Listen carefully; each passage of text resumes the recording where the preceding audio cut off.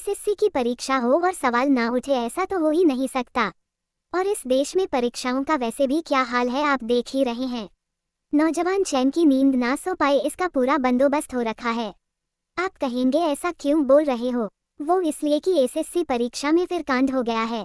खूब mail message आ रहा है कि भैया हम जो रात दिन एक करके परीक्षा की तैयारी कर रहे थे सब बर्बाद हो गया है। हमें पता चला है कि परीक्षा में तो डिजिटल मुन्ना भाई वाला खेल चल रहा था। आरोप है इस ऑनलाइन परीक्षा में कुछ छात्र सिर्फ सिस्टम के सामने बैठे थे, माउस कहीं और से ही चल रहा था।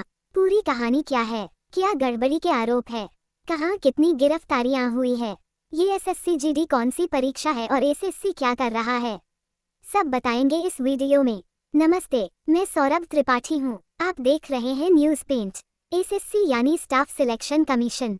ये देश की वो संस्था है जो भारत सरकार के अलग अलग मंत्रालयों, विभागों और ऑफिसेस में ग्रुप बी और ग्रुप सी लेवल की नौकरियों के लिए एग्जाम्स करवाती है। इसी के अंतर्गत SSC CGL, SSC CHSL, SSC CPO और एसएससी जीडी जैसी तमाम परीक्षाएं करवाई जाती हैं। 1 दिसंबर 2025 को एसएससी ने एसएससी जीडी की लगभग 25,487 पदों पर वैकेंसी निकाली। एसएससी जीडी परीक्षा भारत सरकार के विभिन्न केंद्रीय सशस्त्र बलों, सीएपीएफ और अन्य सुरक्षा संगठनों में कांस्टेबल जनरल ड्यूटी के पदों पर भर्ती के लिए होता है। जब इसका नोटिफिकेशन निकला तब परीक्षा फरवरी के महीने में शुरू होनी थी, मगर एसएससी ने बाद में तारीख को बढ़ाकर 27 अप्रैल कर दिया। परीक्षा 27 अप्रैल 2026 से शुरू होकर 30 मई 2026 तक होनी थी। 25 अप्रैल को एडमिट कार्ड जारी हुए और 27 अप्रैल को परीक्षा शुरू हुई और परीक्षा शुरू होते ही रुझान आने शुरू हो गए। 27 अप्रैल को ही पंजाब, नागालैंड और कोलकाता की कुछ सेंटर्स पर अलग अलग शिफ्टों की परीक्षा रद्द कर दी गई। कहीं पर टेक्निकल इशू का कारण बताया गया तो कहीं पर अनअवॉइडेबल सर्कमस्टेंसेस का हवाला दिया गया। एग्जाम रिशेड्यूल कर दिए गए। लेकिन ये तो बस शुरुआत थी। जैसे जैसे दिन आगे बढ़े यह आंकड़ा भी बढ़ने लगा। परीक्षा कैंसिल और रिशेड्यूल के बीच 9 मई 2026 को झारखंड रांची के पंडरा इलाके में the futuristic online examination centre में एसएससी जीडी की पहली शिफ्ट के दौरान कुछ छात्र रिमोटली नकल करते हुए पकड़े गए। अब आप कहोगे कि रिमोटली किस बला का नाम है? तो ये वही डिजिटल मुन्ना भाई वाला खेल है जो शुरू में बता रहे थे। दरअसल सेंटर पर कुछ छात्रों के कंप्यूटर का एक्सेस बाहर बैठे किसी व्यक्ति के पास था और वह बाहर से बैठकर छात्रों का पेपर आराम से हल कर रहा था। मीडिया रिपोर्ट्स के मुताबिक सेंटर की लैब 1 में ऑब्जर्वर ने नोटिस किया कि कुछ छात्रों के कंप्यूटर का कसा अपने आप चल रहा है। उनको कुछ गड़बड़ लगी तो उन्होंने तुरंत पुलिस को सूचना दी और नकल कर रहे छात्रों को धर दबोचा गया। पुलिस के मुताबिक इसके पीछे एक रैकेट काम कर रहा था, जिसने छात्रों से संपर्क किया और उन्हें सेंटर पर खास तरह के कपड़े पहन कर आने के लिए कहा ताकि उनकी पहचान की जा सके आराम से और उनके सिस्टम का एक्सेस हासिल किया जा सके। मीडिया रिपोर्ट्स के मुताबिक कथित तौर पर चीटिंग गिरोह के साथ सेंटर के आईटी हेड की भी साठगांठ थी, जिसने अपने सेंटर पर 2 सर्वर लगा रखे थे। पहला सर्वर बाकी छात्रों के लिए और दूसरा सर्वर उन खास छात्रों के लिए जिनके लिए चीटिंग के इंतजाम किए गए थे। पुलिस ने इस मामले में 6 कैंडिडेट्स को गिरफ्तार किया है, जिनके नाम भी आपको हम बता देते हैं। ऋषिकेश कुमार यादव उम्र 27, आर्यन कुमार उम्र 18, राहुल कुमार उम्र 21, रवि रंजन खुजूर उम्र 21, राजकुमार उम्र 22 और अनु कुमारी उम्र 22। इन्होंने पुलिस को बताया कि इनसे नकल करवाने के बदले 10 से 13 लाख लिए गए थे। साथ ही इनमें से कुछ की ओरिजिनल डॉक्यूमेंट्स भी जमा करवाए गए थे। इस मामले में पुलिस ने सेंटर के आईटी हेड और सुपरिटेंडेंट समेत इन 6 कैंडिडेट्स के खिलाफ बीएएनएस और इंफॉर्मेशन टेक्नोलॉजी एक्ट की संबंधित धाराओं में केस दर्ज किया है। अब जैसे ही खबर बाहर आई तो बवाल मच गया। मचना ही था। छात्र जो पहले से एग्जाम कैंसिल होने की को लेकर एसएससी से नाराज थे, उनकी नाराजगी और भी ज्यादा बढ़ गई। पूरे सोशल मीडिया पर पेपर रद्द करवाने और री एग्जाम कराने की मांग उठने लगी। छात्रों का साफ कहना है कि जब सिस्टम ही कंप्रोमाइज्ड है तो वह कैसे भरोसा कर ले कि जो मेरिट आएगी वह सही होगी। उनका कहना है कि यह तो वह सेंटर है जहां छात्र नकल करते पकड़े गए।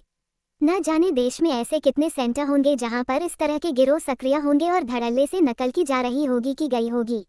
ऐसे में छात्रों की मांग है कि उनका एग्जाम कैंसिल किया जाए और री एग्जाम करवाया जाए। ये सिर्फ छात्रों की मांग नहीं है बल्कि एसएससी के सिस्टम से डगमगाया हुआ छात्रों का भरोसा है। लेकिन ये कोई पहला मामला नहीं है जब एसएससी की ऑनलाइन परीक्षा में नकल की खबर निकल कर आई हो। इससे पहले फरवरी 2026 में भी एसएससी, इंटीएस और हवलदार 2025 की परीक्षा में भी झांसी, कानपुर, वाराणसी में कुछ छात्र रिमोट एक्सेस के जरिए नकल करते पकड़े गए थे। इस मामले में भी 10 कैंडिडेट्स के खिलाफ एफआईआर दर्ज की गई थी और उस वक्त भी एग्जाम को कैंसिल कर दिया गया था। ये तो सिर्फ एक मामला है।